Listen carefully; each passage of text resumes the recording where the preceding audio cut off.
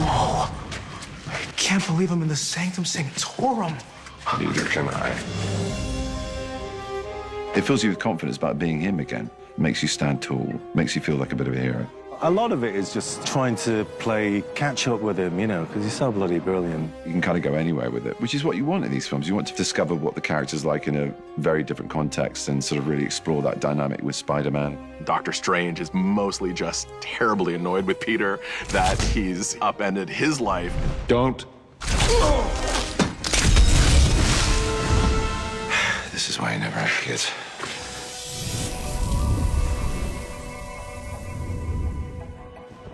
I really like the idea of like It's a Wonderful Life with Peter. What could he possibly do to try and fix things? What is the 17-year-old kid's solution to this problem? You're like, well, I know Doctor Strange. Maybe I could ask him for help. So, Peter, to what do I owe the pleasure?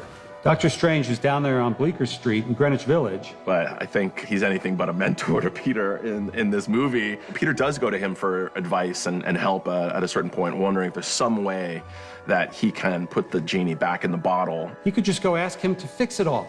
Just magically fix it all. Just turn back time or do a spell or do something so that my life can go back to normal. You ready? I'm ready. And as you might imagine, it's not that easy. And things start to go wrong.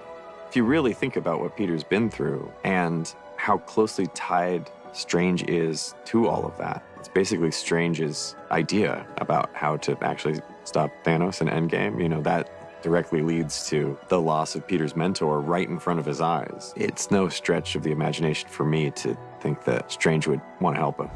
I'm really sorry to bother you, sir, but... Please, safe to have the universe together. I think we're beyond you calling me sir. Okay, Stephen. That feels weird, but I'll allow it. It's nice that he's able to seek solace in a friend that's Doctor Strange. It's also nice for me because Benedict has been a good friend of mine for years and years, so it's always fun sharing the screen with him. It's always interesting as well having two boys from London pretending to be two boys from New York. Him and Parker are kind of level in the Avengers. You know, they're two very important superheroes, but sort of on a more everyday level, one's mid-40s and the other one's yet to go to college. So there's a very sort of paternal or avuncular thing that kind of kicks in with Strange, which is very non-Strange territory to be in. You know, this guy's quite a self-involved egotist, even if he is doing good for others. It's on his own terms. So this kid kind of reorientates him, and we're loving riffing off that and also just doing some really cool shit that I haven't done yet in a film.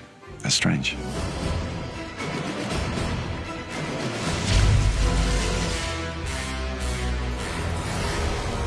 Sanctum's built at the intersection of cosmic energy currents. And they shot an episode of The Equalizer here in the 80s.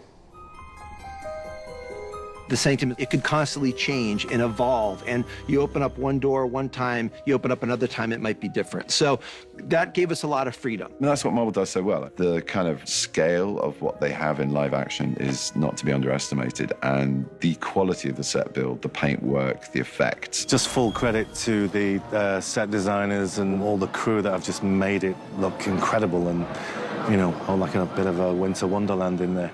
This is a huge amount of Epsom salts. I kid you not, like barrels and sacks and tons, literally, of Epsom salts. So you would think, wow, and it just does. And even when you wet it down, it starts getting that slightly kind of crystalline, squelchy feel of snow that's thawed a little bit after a few hours sun in the morning, but it's basically really nice powder. So, what is this place? The Ancient Chamber was a blast to do, and we had to come up with, you know, why is it here? What's the design elements? So we have these two sets. We have a workshop, and then we have an Ancient Chamber, and we wanted a really strong contrast between those two.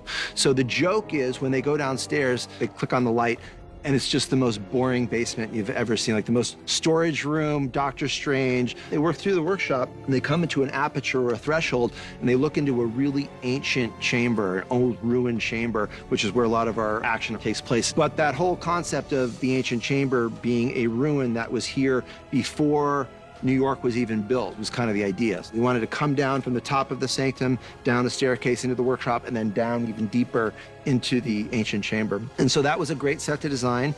It's full of fun to play with this set, and it just puts you right back on your game as a character like Strange.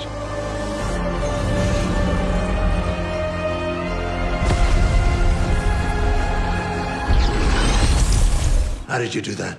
Lots of birthday parties.